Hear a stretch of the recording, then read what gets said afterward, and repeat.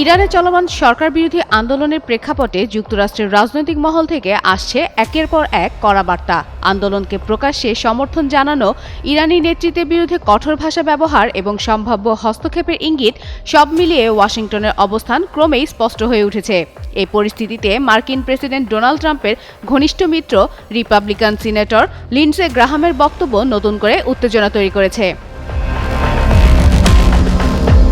Fox নিউজকে দেওয়া এক সাক্ষাৎকারে গ্রাহাম ইরানের শীর্ষ নেতৃত্বকে লক্ষ্য করে কঠোর সামরিক পদক্ষেপ নেওয়ার আহ্বান জানান। তিনি বলেন, বিক্ষোভকারীদের সাহস জোগাতে হলে শাসক গোষ্ঠীকে ভয় দেখানো জরুরি। এমনকি তিনি ট্রাম্পের উদ্দেশ্যে বলেন, জনগণ হত্যার সঙ্গে জড়িত নেতৃত্বকেই লক্ষ্য করা উচিত। গ্রাহামের মতে এতে ইরানে চলমান আন্দোলন আরও শক্তিশালী হবে। গ্রাহাম দাবি করেন, এই পদক্ষেপ সফল হলে মধ্যপ্রাচ্যের শান্তিপথ খুলে যেতে পারে। তার ভাষায়, রাষ্ট্রীয় পৃষ্ঠপোষকতায় পরিচালিত সন্ত্রাসবাদ বন্ধ হবে এবং ফিলিস্তিন ও লেবাননের বিদ্রোহী গোষ্ঠীর মতো সংগঠনগুলোও দুর্বল হয়ে পড়বে। একই সঙ্গে ইসরায়েল ও সৌদি আরবের মধ্যে শান্তি প্রতিষ্ঠানের সম্ভাবনাও তৈরি হবে।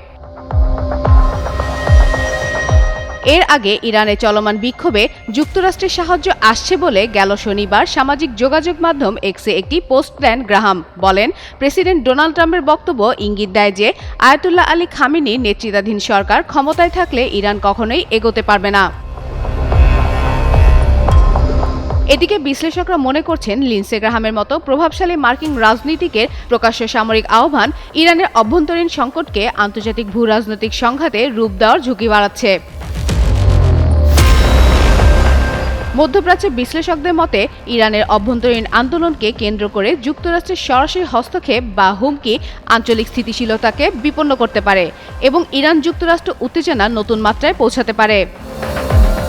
ফাতেমা ফাতেহ জান, যুগান্তর নিউজ।